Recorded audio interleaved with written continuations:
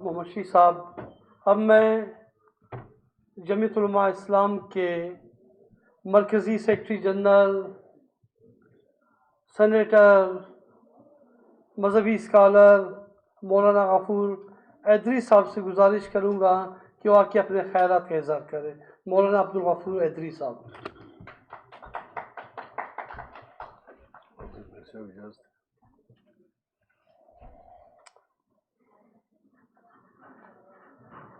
حامدا و مسلیا و مسلمہ۔ جناب سردار اختر جام منگل صاحب، اسٹیج پہ تشریف فرما سیاسی قائدین، بہادر اور جرأت مند صحافی دوستوں، خواتین و حضرات، مسنگ پرسن کے ورثہ، السلام علیکم ورحمۃ اللہ وبرکاتہ۔ مسلسل 5-6 گھنٹے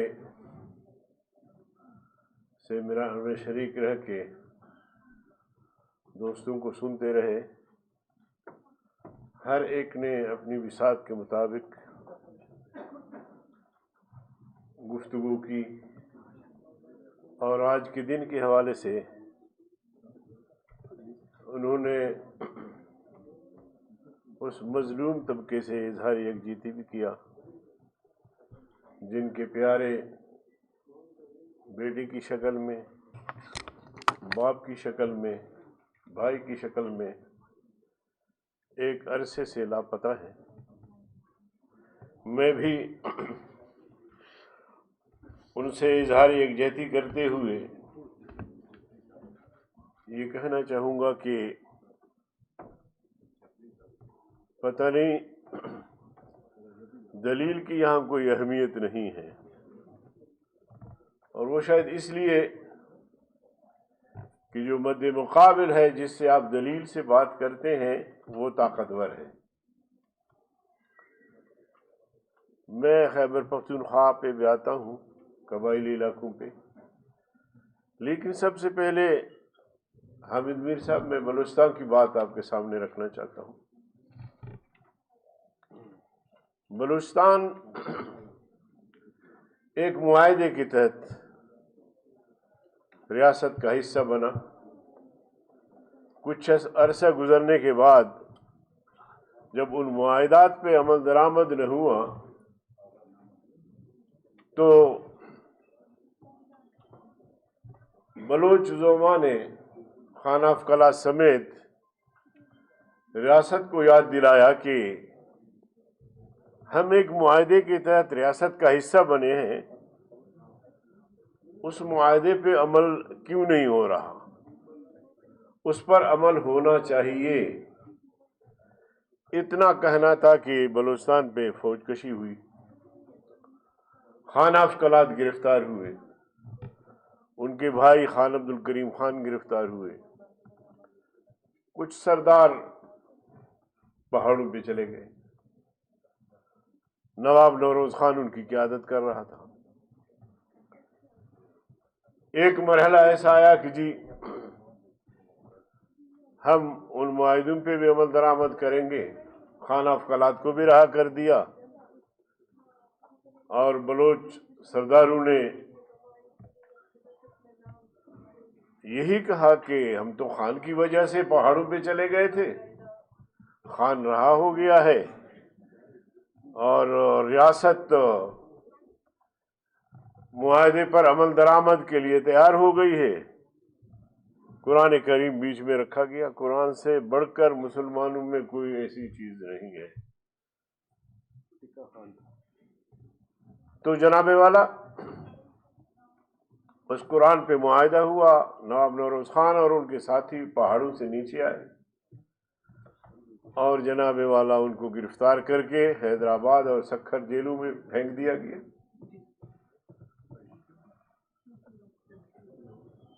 پھر دنیا نے دیکھا کہ جن کے ساتھ قرآن رکھ کے سامنے معاہدہ ہوا تھا ان کو پھانسی پہ لٹکایا گیا۔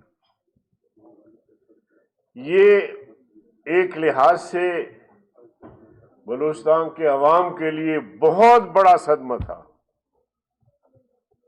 کہ رضاکارانہ طور پہ ایک ریاست کا حصہ بننے کے بعد ان کے ساتھ اتنا ظلم ہوا کہ ان کے زعماء اور سربراہان قوم کو اس طرح بے دردی کے ساتھ پھانسی دیا گیا، غداری کا لیبل لگا کے۔ جناب والا، یہ سلسلہ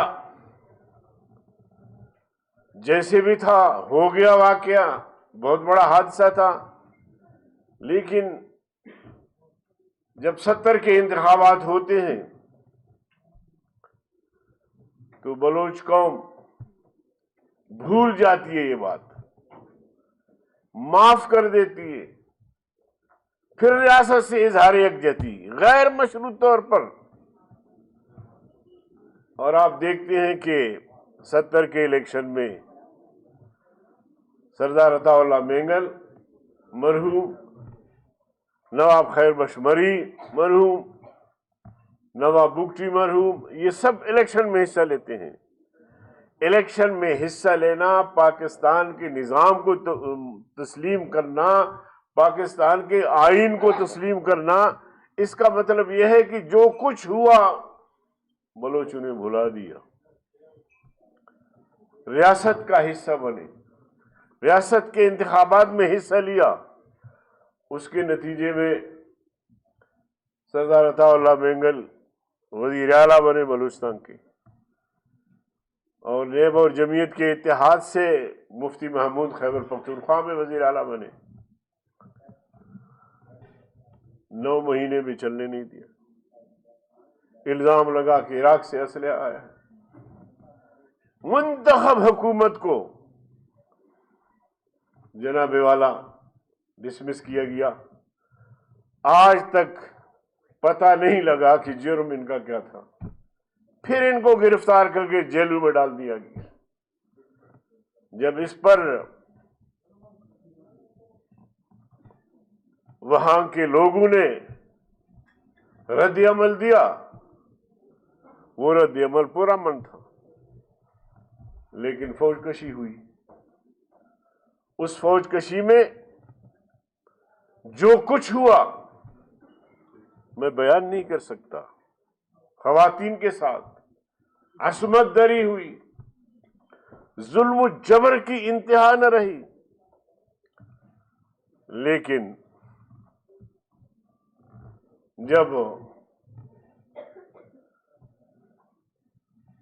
1988 کے انتخابات آتے ہیں،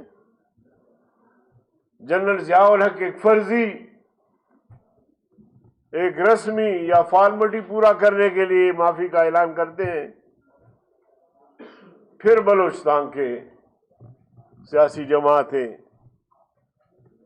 الیکشن میں آتے ہیں، انتخابات کو تسلیم کرتے ہیں، آئین کو تسلیم کرتے ہیں، الیکشن میں حصہ لیتے ہیں۔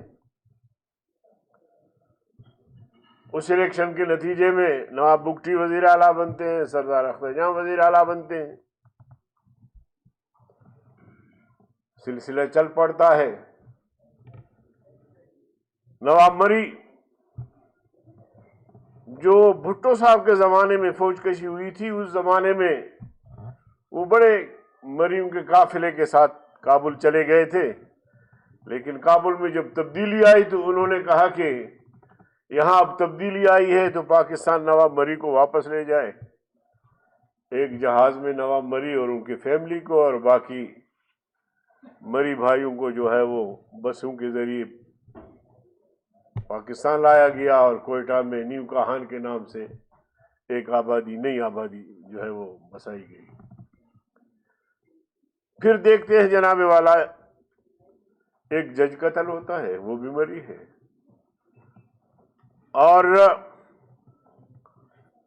اس جج کے قتل کے نتیجے میں نواب مری کو گرفتار کیا جاتا ہے۔ اب یہاں پاکستان میں بڑے بڑے قتل ہوئے، حکیم سعید بڑا نام تھا، وہ قتل ہوا، MQ میں سے کسی عام آدمی کو بھی گرفتار نہیں کیا۔ اعظم طارق ایک بہت بڑا آدمی تھا، اپنے پارٹی کا سربراہ تھا، وہ قتل کیا گیا، الزام ایک مذہبی تنظیم پر تھا، ایک آدھا آدمی کے علاوہ کہ یہاں قبیلے کے نواب کو گرفتار کیا جاتا ہے، ابھی جرم ثابت نہیں ہے۔ اور پھر اس اثنا میں راکٹ بازی ہوتی ہے، وہ راکٹ گرتے ہیں چھاونی میں، لیکن کسی گھر پہ نہیں گرتے، پارک میں گرتے ہیں، بڑے سمجھدار راکٹ تھے۔ میں اتفاق سے گرفتار ہوا، پرویز مشرف کے دور میں 4-5 مہینے وہاں جیل میں رہا، تو وہ مری، انہوں نے میرا سنا تو وہ میرے پاس آئے، کوئی بگٹی بھی تھے، بنگلزئی بھی تھے، تو مریو نے بتایا کہ ہمیں ایسی سزائیں دی گئی ہیں، داڑیاں نوچی گئی ہے، مونچھیں نوچے گئے، اور ہمارے ناخن جو ہے اس حد تک ہمارے ساتھ ظلم ہوا ہے۔ سمجھ میں نہیں آتا کہ یہ سارا کچھ کس بنیاد پہ کیوں کیا جا رہا ہے۔ اور پھر نواب اکبر بگٹی کا حادثہ پیش آتا ہے، نوجوان مزاحمت میں نکلتے ہیں، لیکن میں سمجھتا ہوں کہ وہ کوئی ایسا مزاحمتی گروپ نہیں تھا کہ جس کی وجہ سے ریاست کوئی اتنا پریشان ہوتا، مگر بعض چیزیں عمدن کروائی جاتی ہیں تاکہ رد عمل دیا جا سکے۔ تو میں جو شروع سے اب تک گنوا کے یہاں تک پہنچا ہوں، یہ میں نے سینٹ میں بھی یہ بات کی ہے، قومی اسمبلی میں بھی، اور اسی طرح میں نے بیان کیا ہے۔ میں نے کہا ان دیواروں کو سنا کے ہم تھک گئے ہیں کہ ہمیں سمجھ میں نہیں آتا کہ اس طرح کی حرکتیں کیوں کی جاتی ہیں، کس وجہ سے۔ جب ایک قوم زخم کھا کے پھر بھی ریاست کو تسلیم، اموات پیش کر کے پھر بھی ریاست کو تسلیم کرتی ہے۔ نواب بگٹی 80، 85، 90 سال عمر میں جا کے قتل کیے جاتے ہیں، اس کے باوجود بھی وہ قوم ریاست سے علیحدگی کی بات نہیں کرتی۔ تو کیا خامخواہ بلا وجہ بلا جواز اس قوم کو، اس پر بہنے والے خون، ان کو اتنا بیزار کیا جائے کہ وہ تنگ آمد بجنگ آمد والا مقولہ صحیح ثابت ہو؟ تو اس لیے میں کہنا یہ چاہتا ہوں، میں ان اداروں کو بتانا چاہتا ہوں، اور ہماری بہت دفعہ ان سے باتیں بھی ہوئی ہے کہ آپ کوئی دلیل تو دے دینا۔ میں جب مشرف کے زمانے میں گرفتار ہوا تو 7 بغاوت کے مقدمے تھے۔ ان مقدموں کا وجہ یہ تھی کہ میں نے ایک بیان دے دیا، اور وہ بیان یہ تھا کہ پرویز مشرف کہتا ہے کہ پاکستان نیٹو کا حصہ بنا ہے، اس پر قوم کا اتفاق ہے۔ میں نے کہا کہ نہیں، قوم تو اپنی جگہ پہ، فوج بھی آپ کے ساتھ نہیں ہے۔ مصحف علی میر جو ایئر چیف ہے، آپ سے اختلاف کیا، اور 12 دن کے لیے آپ نے اس کو ہاؤس اریسٹ کیا۔ کہاں گیا جنرل عثمانی، کہاں گیا جنرل عزیز؟ تب انہوں نے کہا کہ اس کے خلاف کوئی کرپشن کا کیس نہیں ملا، تو ہر تقریر پر بغاوت کا کیس، اور جب میں گرفتار ہوا تو 7 بغاوت کے مقدمے تھے میرے اوپر۔ دیکھیے، جب بات سر پہ آ جاتی ہے تو پھر بغاوت کے مقدمے ہوں، جان جانے کی بات ہو، پھر انسان پرواہ نہیں کرتا۔ چیونٹی اگر کمزور سی جانور ہے، اگر آپ پیر رکھتے ہیں تو وہ بھی مزاحمت کرتا ہے.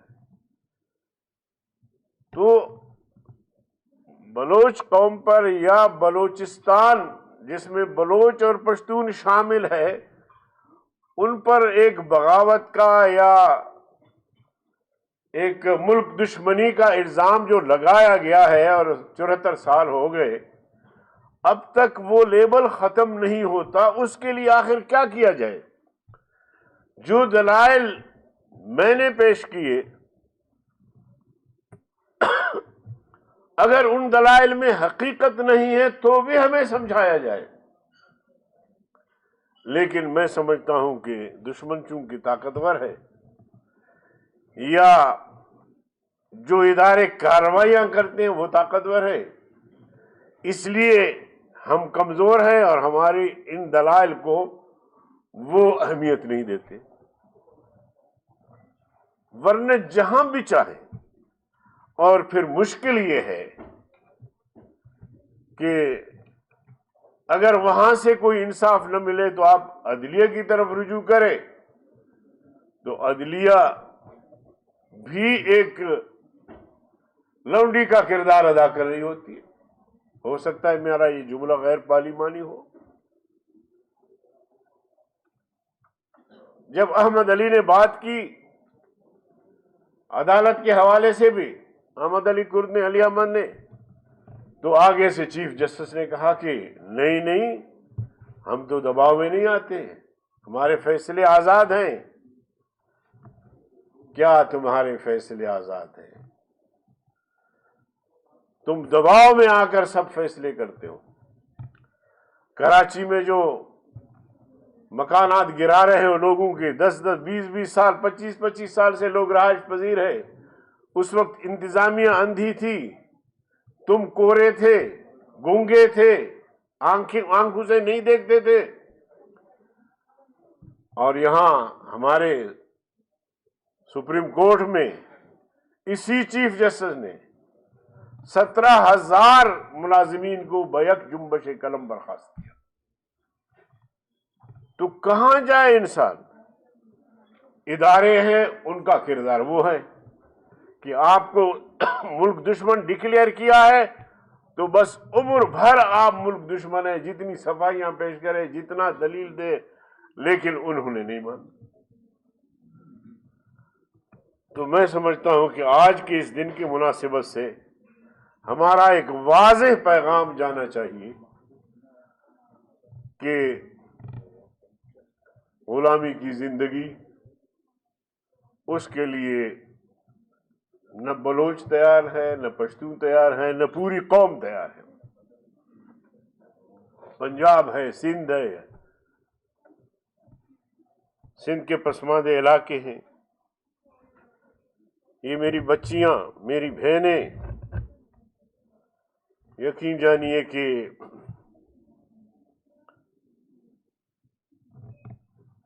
ہمیں شرم آتی ہے کہ ہم ذمہ دار بھی بنے پھرتے ہیں اور اپنے لاپتہ افراد کے لیے کچھ نہیں کر پا رہے.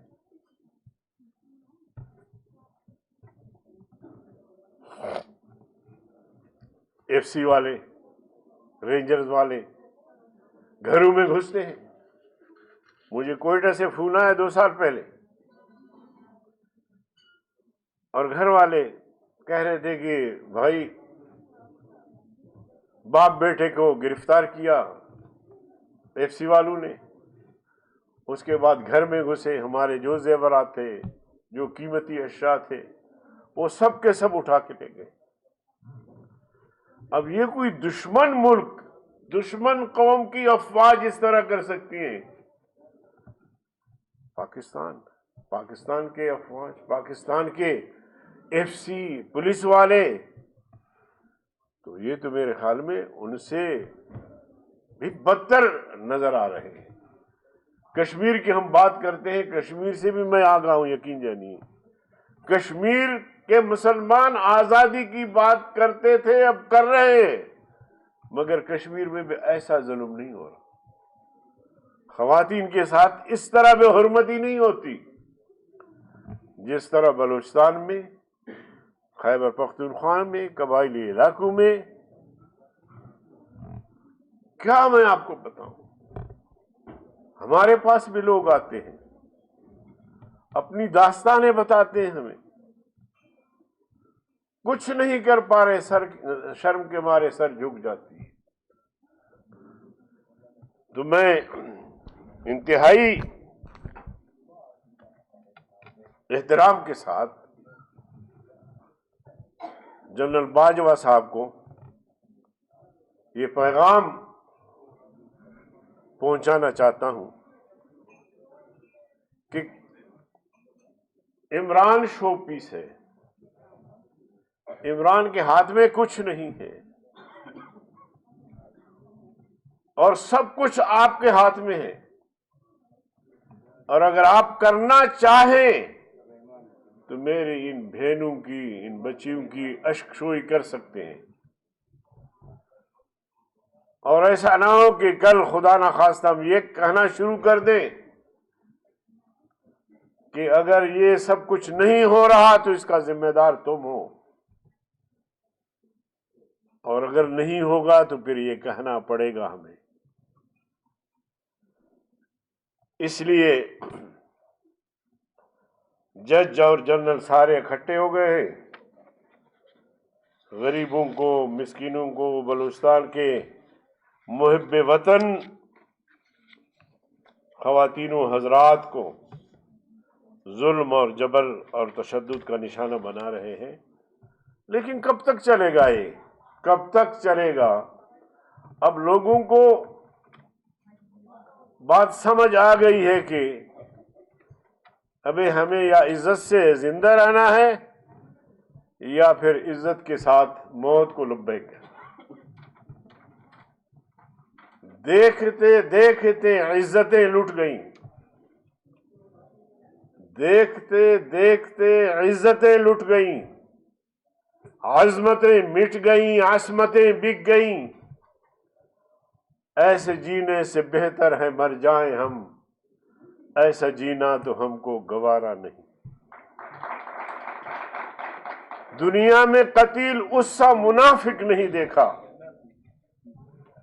دنیا میں قتیل اس سا منافق نہیں دیکھا جو ظلم تو سہتا ہے، بغاوت نہیں کرتا. وآخر دعوانا